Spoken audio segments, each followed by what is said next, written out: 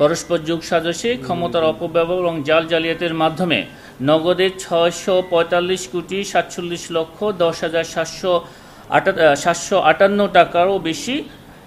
41টি অনুমোদিত ডিস্ট্রিবিউটরের মাধ্যমে রিফান্ডপূর্বক আত্মসাতের অপরাধ প্রমাণিত হয়।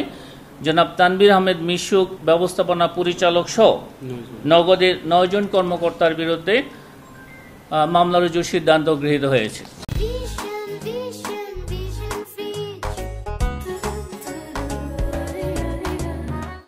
পরস্পর যোগ সাজসে ক্ষমতার অপব্যবহার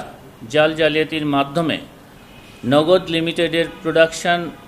লাইফ সিস্টেমে অননুমোদিতভাবে 41টি ডিস্ট্রিবিউটর যুক্ত করে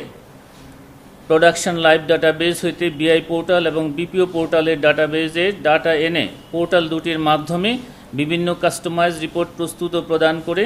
এবং ট্রাস্ট কাম সেটেলমেন্ট অ্যাকাউন্টে ফিজিক্যাল মানি সিটি চেয়ে 645 কোটি টাকারও বেশি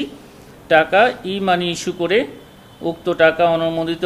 41টি ডিস্ট্রিবিউটরের মাধ্যমে রিফান্ডপূর্বক আত্মসাতের অপরাধ অনুসন্ধানকালে প্রমাণিত হয়েছে।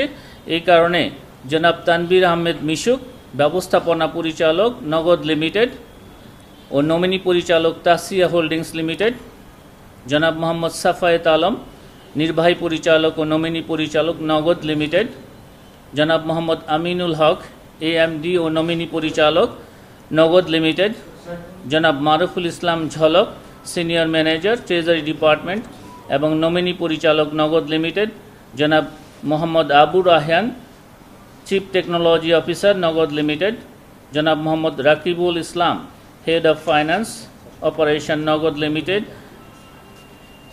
জনাব Afzal Ahmed chief finance officer Nagad limited, জনাব Shiabuddin Chowdhury chief commercial officer Nagad limited, জনাব Golam Murtuza Chowdhury head of business intelligence লিমিটেডের বিরুদ্ধে দণ্ডবিধি 409, 420, 467, 468, 471, 477 ক এবং 109 তৎস দুর্নীতি প্রতিরোধ আইন 1947 5-2 দ্বারাই মামলা রুজুর সিদ্ধান্ত গৃহীত হয়েছে।